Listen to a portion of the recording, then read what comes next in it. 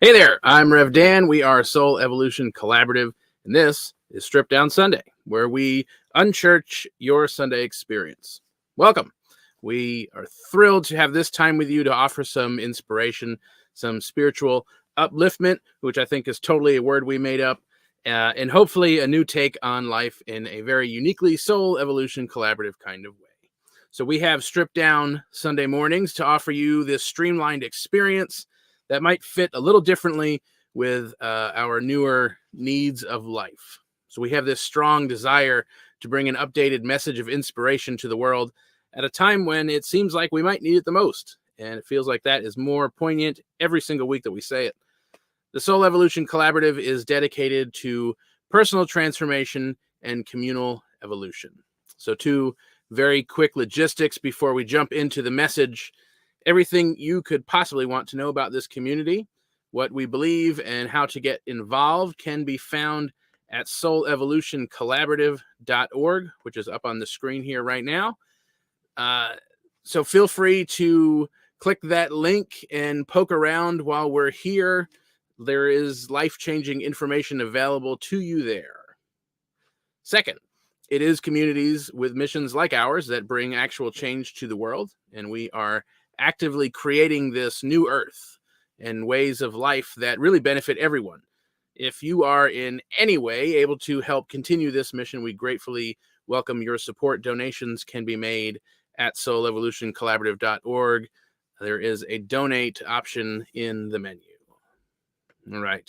So let's jump in here to the message for this week. Don't get it twisted. Don't get it twisted. And I think we all know what it is, but don't get it twisted. Don't get life twisted. I want to start off with a little story today. It's amazing how much inspiration comes from social media. And I don't know if that is good or bad or neither. Maybe it just is, but it certainly is a way of, if you let it, of viewing the world from different perspectives and getting a pulse on what it might be like to be in someone else's shoes. And so I came across this TikTok video this one day of a young person, I suppose. I don't know if they're young or not. I'm not sure how long ago this story happened in their life, but they talked about how for their whole life, as far back as they can remember, they were always the model student. They ended up graduating high school as valedictorian. They graduated UC Berkeley in 3 years, and then went on to NYU Law School and Harvard Law School.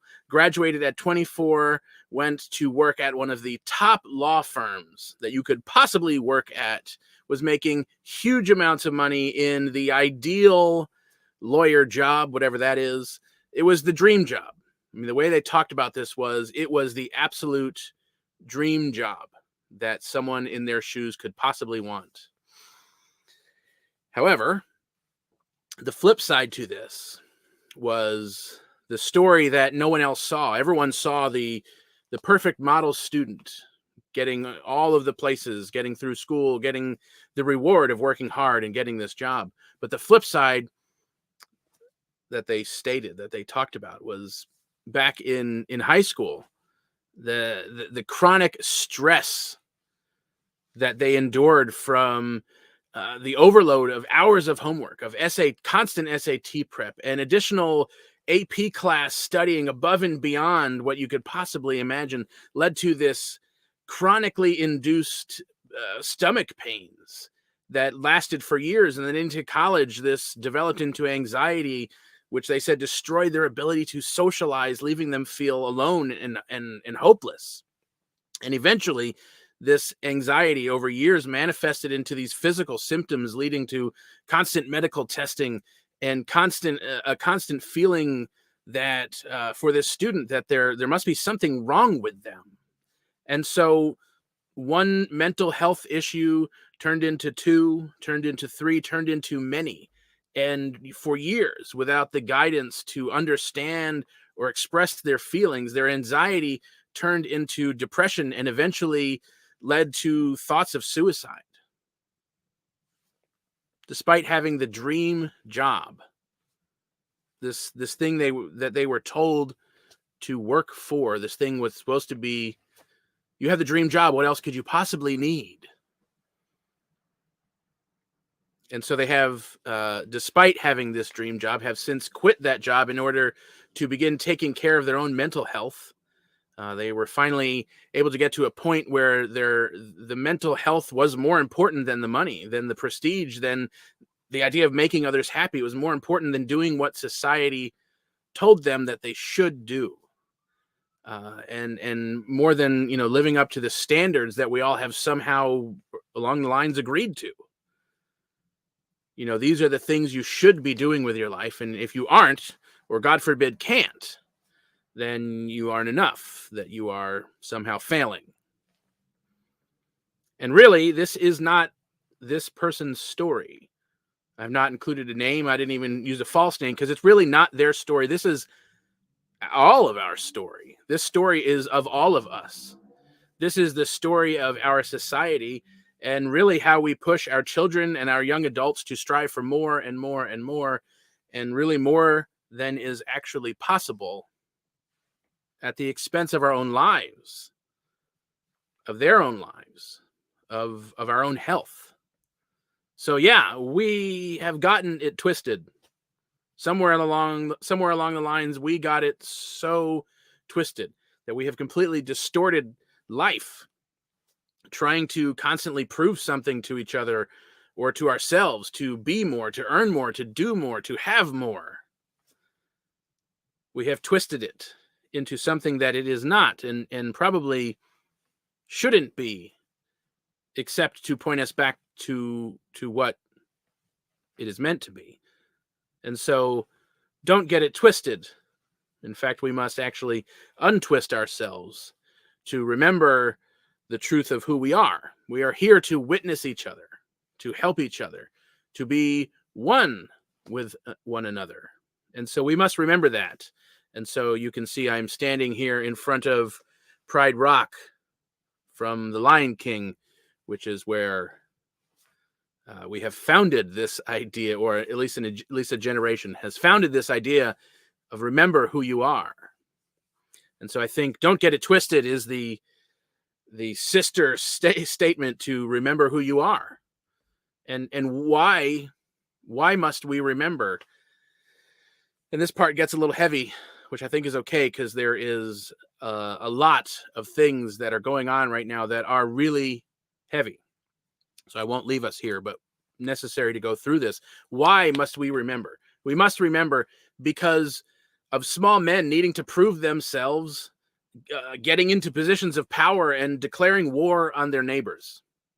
Because our trans children are having their lives threatened by our own government on a daily basis. Because the people who have committed atrocities in recent American history are so afraid to have it taught in our schools that legislation is being passed in this moment to keep it from being taught, to keep that from happening, to keep from facing the discomfort of that. Because our students' lives have become less important than some guy who wants to own a gun. Because we keep insisting to our children that they must keep doing more at the expense of their own mental and physical health for potentially the rest of their lives. So because we have gotten it twisted, way twisted, this matters. Untwisting all of this and remembering who we are matters. Because somehow we have gotten to taking the fun out of life. We have gotten to taking life so seriously all of the time. This doesn't mean we don't individually have fun in our lives. It doesn't mean you don't have joy and laughter in your life. It doesn't mean I don't have joy and laughter in my life. What it does mean is that as a society, we have removed the element of play and fun, and everything must be taken seriously at all times.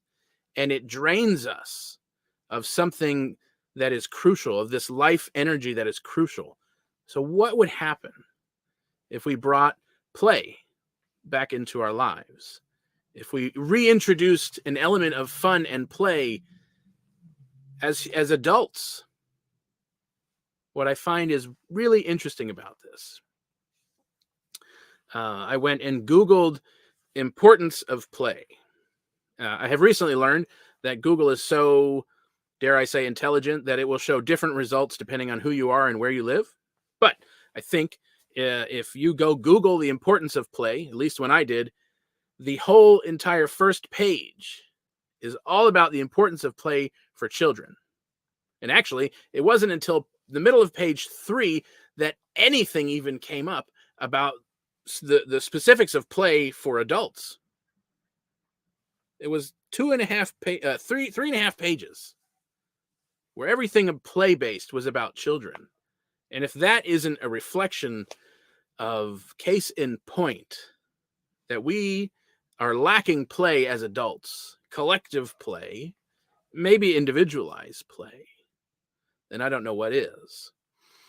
But I did come across this article, The Importance of Play in Adulthood, 5 play archetypes to help you find your fun as a grown-up. And what I found fascinating about this is that it starts to answer some of these really critical questions about what play might actually look like as adults. What does play look like for us as adults? And I think we often think that play looks like a very specific thing. It's a certain smiling, laughing kind of happiness. But in reality, play actually looks like a lot of different things that don't necessarily look like that at all. So I went and, as any good minister would do, because we love doing this for some reason, I don't know why. It comes with a job title, I guess. I went and looked up the definition of the word play online. And I was amazed. Dictionary.com lists 60 different definitions of the word play. 60 different definitions. Play looks like so many different things. It was all over the place. Of course, from, defining play as, what we sit and watch activity happening on a stage play. It went into to play games, but of course it also went into what does it look like to actually play, to invest ourselves in the act of joy and playtime activities, the things that we would usually attribute to children. And so what does that look like as an adult? And I think one of the things it looks like a key to finding our wholeness as this global society. Again, it's not that I don't think we don't have fun or elements of play in our lives, but I think play is so much larger than that I think we've forgotten what it looks like to play with each other, to have this intermingling of playtime throughout our lives with others, with strangers, with people we know, with work, with all of our different relationships. And so really we're looking to reintroduce this activity of play, probably in all 60 of these definitions. That play is really no less important now as adults. It's no less important to our wholeness as adults than it is as children. And so we have to remember, part of our untwisting and remembering is remembering what it's like to play, remembering what it's like to have playtime individually, as communities, as families, as chosen families, as society in general. And so the person who wrote the article that I found about this, one of the articles I found about this, the one I mentioned earlier, is actually quoting Stuart Brown, an MD who apparently has studied play for decades and actually wrote a book about it called Play. And in this book, they outline the different play archetypes for adults and some of the different ways that they show up, some of the ways that are encouraging us to take playtime into our lives in this broader perspective than just kind of sitting down and playing on the floor like we have seen children so often. At least that's the image that comes to my mind. So the first archetype that they talk about is rough and tumble play. And this is apparently the great learning medium for all of us. It is through this form of play that we develop emotional regulation as well as cognitive, emotional, and physical mastery. So this looks like diving going to the batting cages. It looks like playing tug of war in groups, capture the flag, scavenger hunts, kickball, dodgeball, kind of these physical activities, these things that get us moving. Really important type of play. Second is ritual play. And they note different board games and chess and activities or sports with set rules and structures. Those all fall into ritual play. And it is ritual play where we can create, strategize, design, and engage in activities that bring people together for a common purpose or goal. Imaginative play. This is simply kind of what we think of as creativity, crafts time, right? Like coloring, storytelling, painting, drawing, crafting, and acting, and comedy, improv, all of these kind of creative activities as this imaginative play. We can guess how long the list of benefits there are for that. We talk about creativity all the time, but to think about creativity as play. The next one is body play. Brown defines body play as a spontaneous desire to get ourselves out of gravity. Yoga, Pilates, hiking, whitewater rafting, riding roller coasters, mountain climbing, surfing, snorkeling.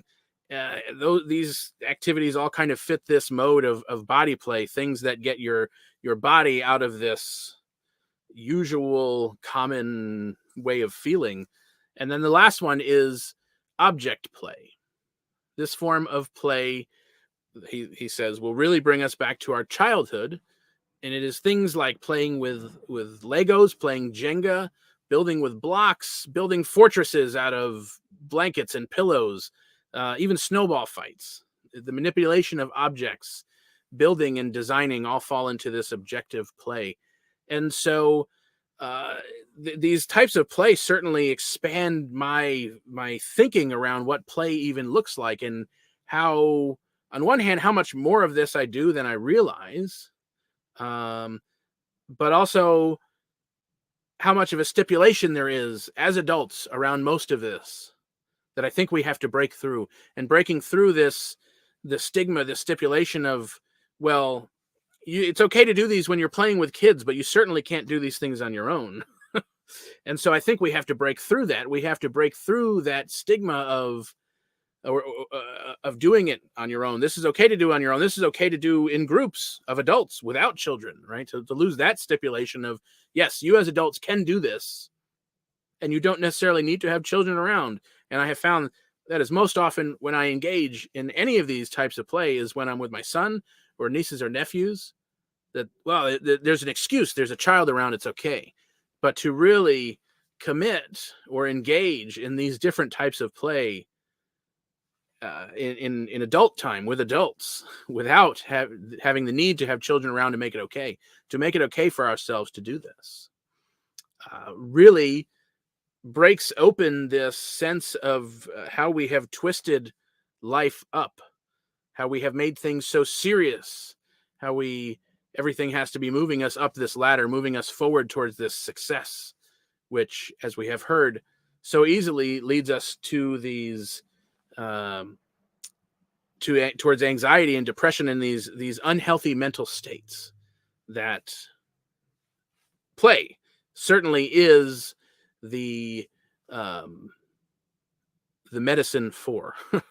So in this article, it lists somewhat jokingly, the side effects of play may include, but are not limited to, improved cognitive functioning, being able to deal with stress with greater ease and fluidity, creative thinking, childlike exuberance, and laughing more often.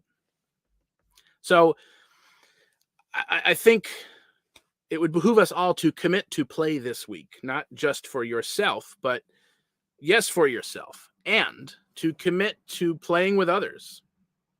Maybe take something less seriously, put some things down for a while, learn to lead with compassion, look at others with a sense of play and kindness. Let us not take it so seriously all the time. I always thought it was a joke as a kid, seeing on our report cards how they graded us as children around how well we played with others. And it is now I actually realize how important that is. And it's actually maybe one of the most important things. Plays well with others. Something we have lost, something many of us have lost in society that leads to that whole long list that we read off earlier.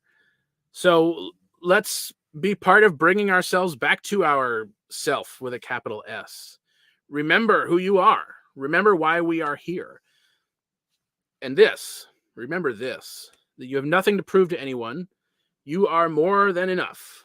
You are already a success. You are valuable just for being alive, and you are worth the time to stop and play.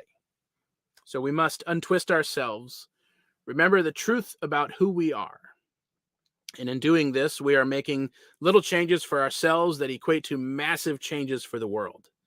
Reintroducing play into our lives is crucial. So be the one to play well with others.